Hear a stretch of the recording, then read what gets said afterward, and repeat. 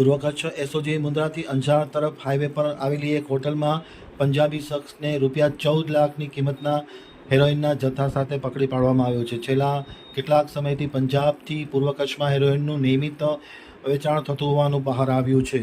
હવે જોઈએ ગાંધીધામ આમતક ન્યૂઝ બ્યુરોનો એક વિસ્તૃત અહેવાલ. પૂર્વ કચ્છમાંથી ફરી એક વખત માદક પદાર્થનો જથ્થો પકડી પાડવામાં આવ્યો છે. પૂર્વ કચ્છના એસઓજીના પોલીસ ટીમને બાતમીના આધારે હેરોઇન ડ્રગ સાથે આરોપીને ઝડપી પાડવામાં આવ્યા હતા. ફરી એકવાર પંજાબના તરન જિલ્લાનો પંજાબી યુવક હેરોઇન સાથે ઝડપાયો હતો. પૂર્વ કચ્છ એસઓજીને બાતમી મળી હતી કે મુન્દ્રાથી અંજાર તરફ જતા રસ્તા વચ્ચે આવેલ હોટલમાં પંજાબી યુવક હેરોઇનના ડ્રગ્સનું વેચાણ કરી રહ્યો છે.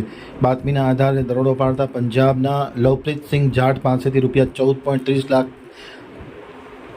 ₹14.30 ગ્રામ હેરોઇનનો જથ્થો પકડી પાડવામાં આવ્યો હતો અને આરોપીની ધરપકડ કરવામાં આવી છે, જેમની બજાર કિંમત ₹7.15 લાખ થવા જાય છે. પોલીસે આરોપી વિરુદ્ધ એડીપીએસ એક્ટ હેઠળ ગુનો દાખલ કરી તપાસ હાથ ધરી છે. છેલ્લા 3 માસમાં પૂર્વ કચ્છમાં 4થી વધુ પંજાબી યુવકો હેરોઇનના જથ્થા સાથે પકડાયા છે. આમ પૂર્વ કચ્છમાં પંજાબથી હેરોઇનનું આવવાનું દૂષણ ખૂબ વ્યાપક બન્યું છે.